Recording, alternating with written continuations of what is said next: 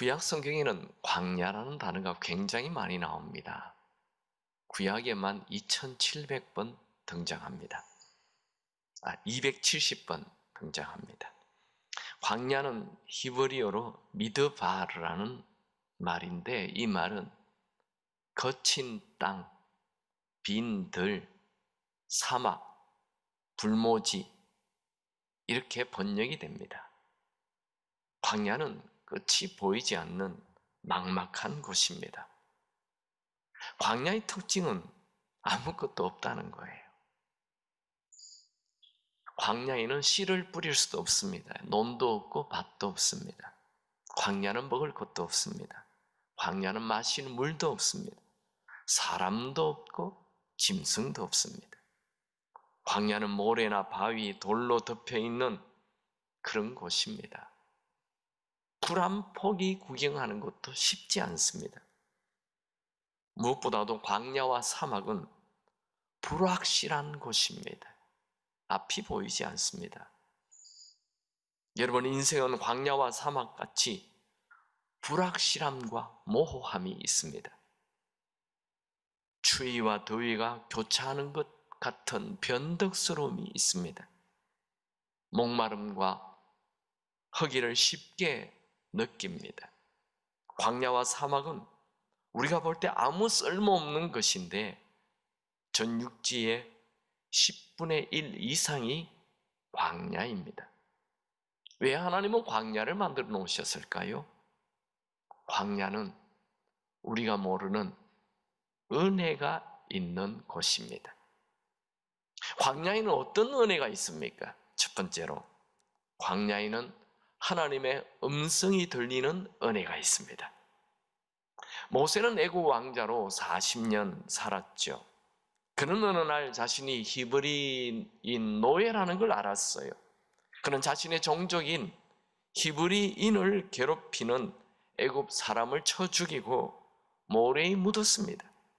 모세는 이 일이 발각되어 미디안 광야로 도망을 갔습니다. 그는 미디안 광야에서 이드로 제사장을 만나 그의 딸과 결혼을 하고 미디안 광야에서 40년의 세월을 보냈습니다. 그의 나이 80에 장인 이드로의 양을 치며 광야 서쪽에 있는 호렙산으로 갑니다. 출애굽기 3장 1절에 모세가 그의 장인 미디안 제사장 이드로의 양 떼를 치더니 그 떼를 광야 서쪽으로 인도하여 하나님의 산 호렙에 이르매. 여러분, 모세는 이 서쪽 광야 서쪽에서 하나님의 음성을 듣게 됩니다. 하나님은 모세에게 이스라엘 백성들을 출애굽하라 하죠. 출애굽기 3장 10절, 이제 내가 너를 바로에게 보내어 너에게 내 백성 이스라엘 자손을 애굽으로 인도하여 내게 하리라. 모세는 나이 80에 광야에서 하나님의 음성을 들었습니다. 광야는 하나님의 음성을 듣는 곳입니다. 세례 요한도 광야에서 하나님의 음성을 듣죠. 누가복음 3장 1절 2절을 보면 디베르 황제가 통치한 지 15해 곧 본디오 빌라도가 유대의 총독으로 헤롯이 갈릴리의 분봉왕으로 그 동생 빌립이 이두레와 드라고닛 지방의 분봉왕으로 루시니아가 아빌레네의 분봉왕으로 안나스와 가야바가 대제사장으로 있을 때에 하나님의 말씀이 빈 들에서 사가랴의 아들 요한에게 임한지라. 이 누가복음 3장 1절 2절을 보면 참 재밌는 것을 발견할 수 있습니다. 누가복음 3장은 제일 먼저 디베라 로마 황제가 나오고 그 다음 빌라도 총독이 나오고 그 다음 여러 분봉왕이 나오고 그 다음 안나스와 가야바 대제사장이 나오고 제일 마지막에 빈들에서 세례 요한이 나옵니다. 여러분, 하나님의 음성은 로마 황제나 유대를 다스리는 정치인이나 대제사장이 있는 왕궁이나 예루살렘이 아니라, 화려한 성전이 아니라 저 광야 빈들에 있는 요한에게 임했습니다. 세례 요한은 아주 어린 나이에 제사장 사가랴의 집을 떠나 빈들, 즉 광야로 나갔습니다. 세례 요한 당시에 제사장의 아들들은 빈들로 나가는 것이 아니라 예루살렘에 있는 성전에 가서 공부를 하고 수련을 하고 제사장이 됐어요. 그런데 세례 요한은 사가랴 제사장의 아들인데 빈들 광야로 나갔습니다. 세례 요한은 내일이 보장된 제사장의 길을 버리고 예루살렘의 문명의 세계를 등지고 오로지 하나님의 음성을 듣기 위하여 빈들로 광야로 나갔습니다. 그는 광야에서 하나님의 음성을 듣고 그 하나님의 음성을 외치는 자로 만족하였습니다. 마가복음 1장 3절 4절에 보면 광야에 외치는 자의 소리가 있어 이르되 너희는 주의 길을 준비하라. 그가 오실 길을 걷게 하라. 기록된 것과 같이 세례 요한이 광야에 이르러 죄사함을 받게 하는 회개의 세례를 전파하니라. 여러분, 광야는 벌을 받는 형벌의 장소가 아닙니다. 광야는 하나님을 만나는 곳입니다. 광야는 사람이 없는 외로운 곳이지요. 광야는 문명이 오염되지 않는 곳입니다. 광야는 복잡하지도 않고 아주 단순한 곳입니다. 광야에는 스케줄이 필요 없는 곳입니다. 해가 뜨면 일어나고 해가 지면 잠을 자야 하는 곳입니다. 광야는 바쁘지 않습니다. 바쁠 필요가 없어요. 그래서 광야는 하나님의 음성이 크게 들리고 광야는 하나님의 음성이 분명하게 들립니다. 헨리 나우에는 광야는 하나님과 함께 그리고 그분하고만 혼자 있을 수 있는 시간과 장소를 따로 마련하는 곳이라고 말했습니다. 여러분의 인생이 광야에 들어와 있습니까? 하나님의 음성을 들을 수 있는 기회입니다. 참 아이러니하게 사람은 세상에 빠지면 바쁘게 살면 하나님의 음성 들을 수 없습니다. 오히려 세상 하는 일이 잘 안 되고 먹을 것이 없을 때, 살기 힘들 때, 혼자 있을 때, 외로울 때 하나님의 음성을 듣게 됩니다. 여러분이 광야에 있습니까? 하나님의 음성을 들으시기 바랍니다. 두 번째, 광야에는 어떤 은혜가 있습니까? 광야에는 하나님의 보호하심과 인도하심의 은혜가 있습니다. 하나님은 모세를 불러 430년 동안 노예로 살던 이스라엘 백성들을 출애굽시켰어요. 출애굽한 이스라엘 백성들은 곧바로 젖과 꿀이 흐르는 가나안 땅에 들어가지 않았어요. 그들에게는 생각지도 않았던 광야가 기다리고 있었어요. 하나님은 출애굽한 이스라엘 백성들을 광야로 인도하였습니다. 출애굽기 13장 18절에 하나님이 홍해의 광야 길로 돌려 백성을 인도하심에 이스라엘 자손이 애굽 땅에서 대열을 지어 나올 때에 하나님이 홍해가 있는 그 광야 길로 인도했다는 거예요.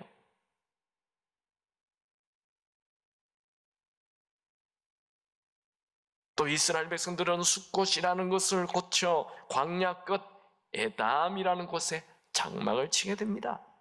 출애굽기 13장 20절에서 22절을 보면 그들이 숫곳을 떠나서 광야 끝 에담에 장막을 치니 여호와께서 그들 앞에 가시며 낮에는 구름 기둥으로 그들을 인도하시고 밤에는 불 기둥으로 그들을 비추사 밤이나 낮이나 진행하게 하시니 낮에는 구름 기둥 밤에는 불 기둥이 백성 앞에서 떠나지 아니하니라.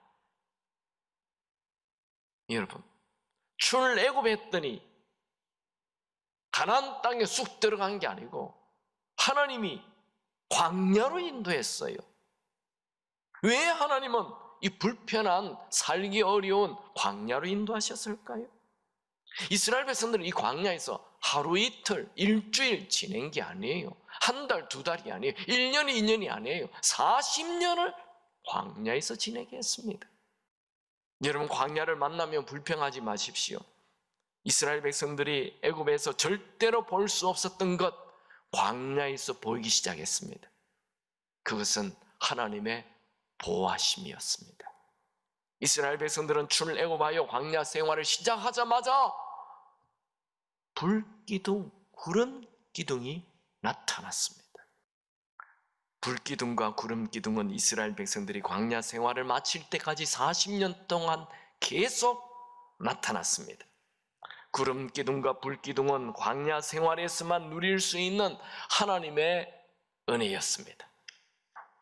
지금도 하나님은 광야 생활을 하는, 광야 인생을 사는 우리에게 구름 기둥, 불 기둥으로 보호하시고 인도하십니다.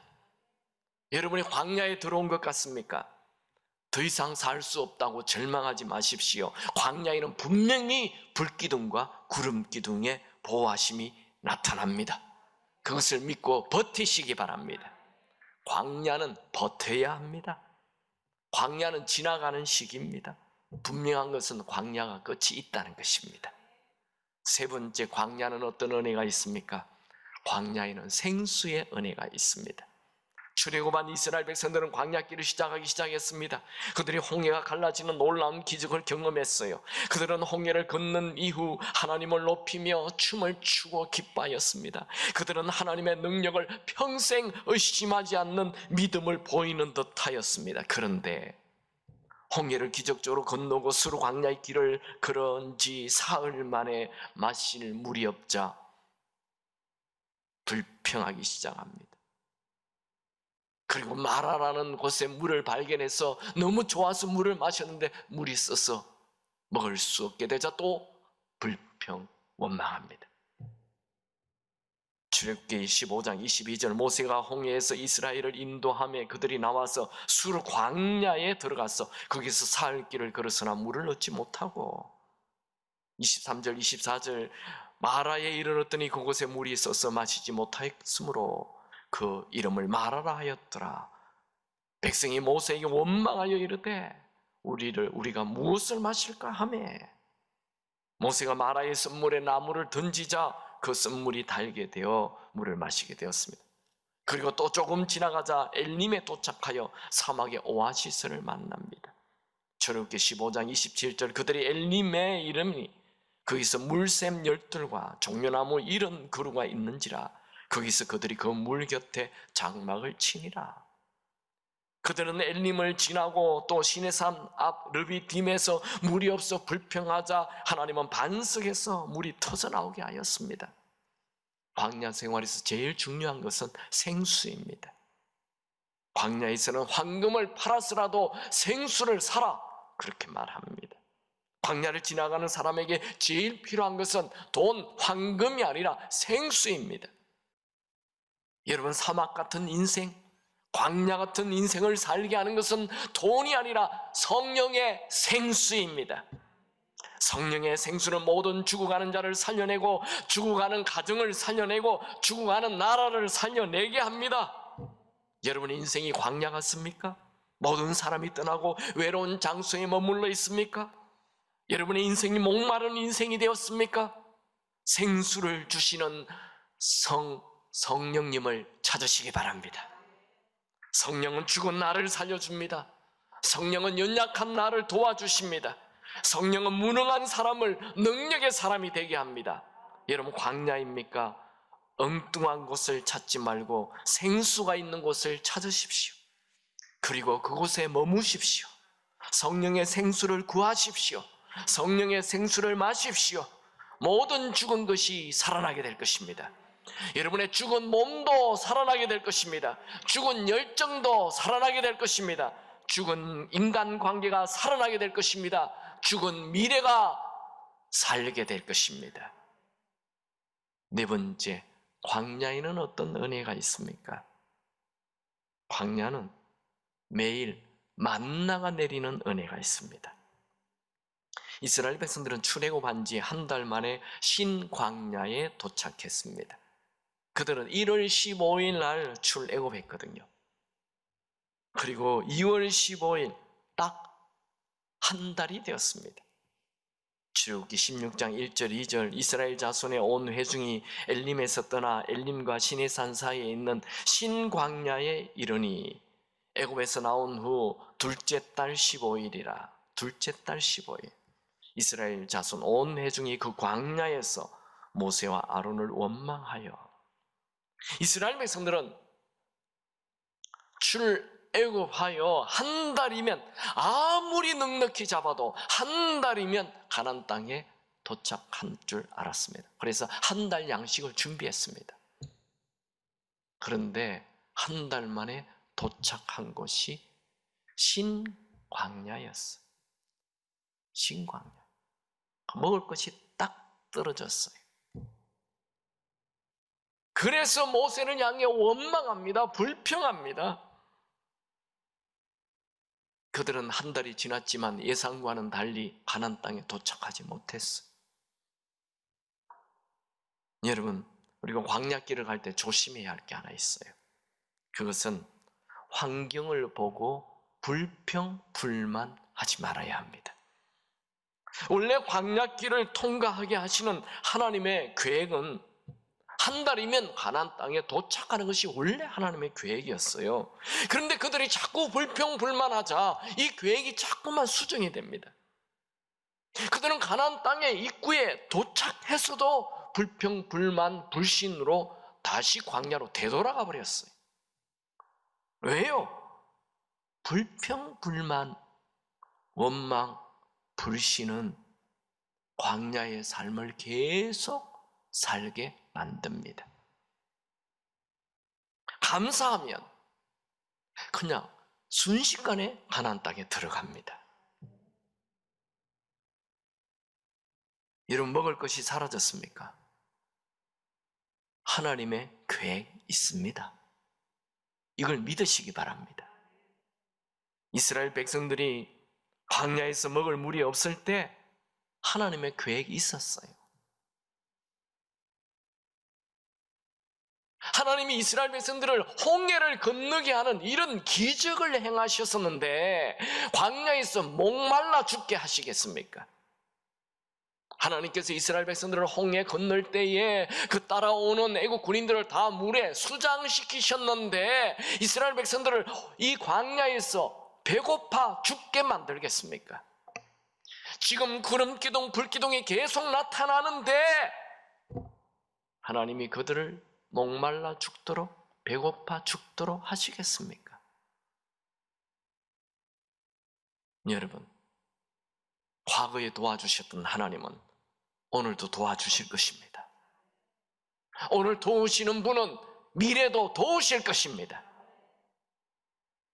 오늘의 만나 내리는 이 은혜를 기다리십시오. 아직 만나가 안 내렸어요. 그런데 그들이 불평불만하기 전에 하나님은 만나 줄 계획이 있었어요. 그들이 불평하자, 원망하자, 모세가 기도하여 이제 만나가 내리죠. 여러분, 우리 광야길을 가는 우리는 꼭 기억해야 하는 것이 겸손해야 합니다. 겸손. 불평은 교만에서 나오는 겁니다. 왜 나를 이렇게 대해? 이게 불평이죠. 자기가 대단해요. 거지는 이 잔치집에 가서 그냥 빵 주는 것으로 만족해요. 거지가 왜 나에게 상석을 안 줘? 왜 더 맛있는 고기를 안 줘? 더 맛있는 음식을 안 줘? 그런 얘기 하지 않아요. 부잣집 아들이 그걸 불평합니다. 이걸 음식이라고 내놨느냐고 얘기합니다. 부잣집 아들, 교만해서 그래요. 교만. 모세는 이렇게 말합니다.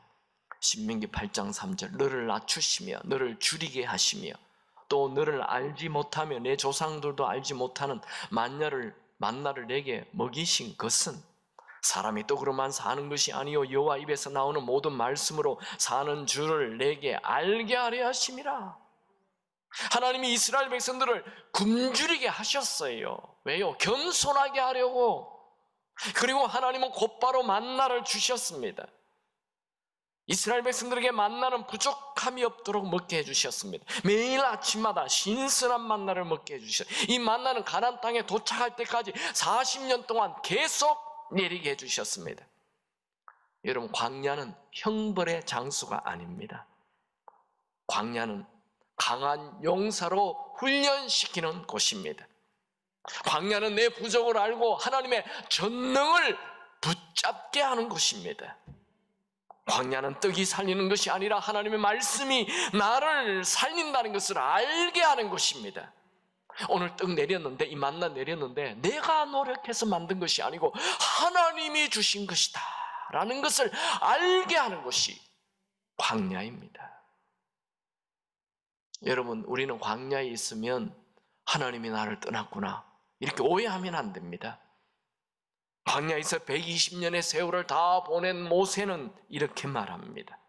오늘 우리가 읽은 말씀이죠.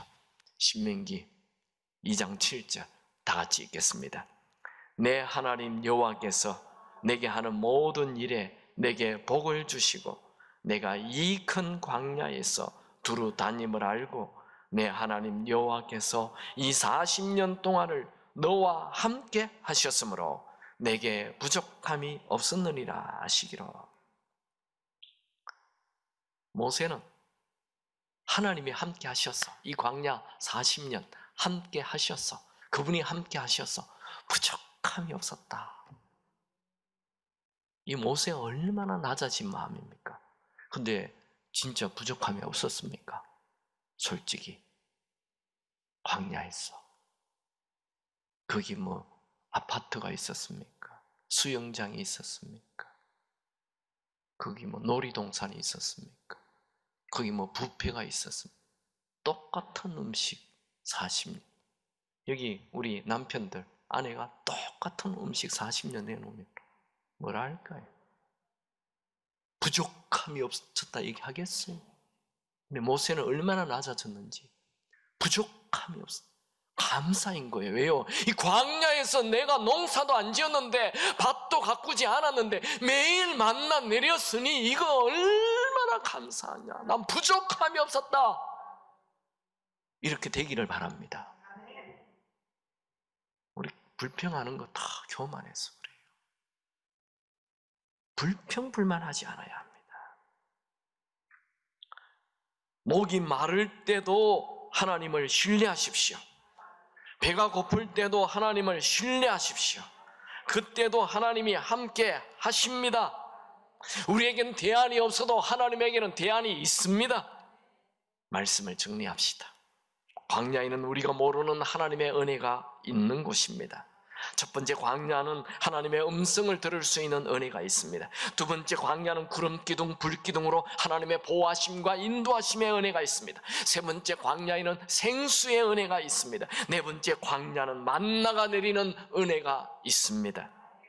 여러분, 광야는 씨를 뿌릴 수도 없고 곡식을 심을 수도 없고 먹을 것도 없고 마실 물도 없고 모든 것이 없는 것 투성입니다. 뿐만 아니라 광야는 내가 할 수 있는 게 아무것도 없어요. 그러나 광야는 패배의 장소가 아닙니다. 광야는 우리가 주저앉아 있어야 할 곳이 아닙니다. 왜냐하면 그곳에 하나님이 계시기 때문입니다.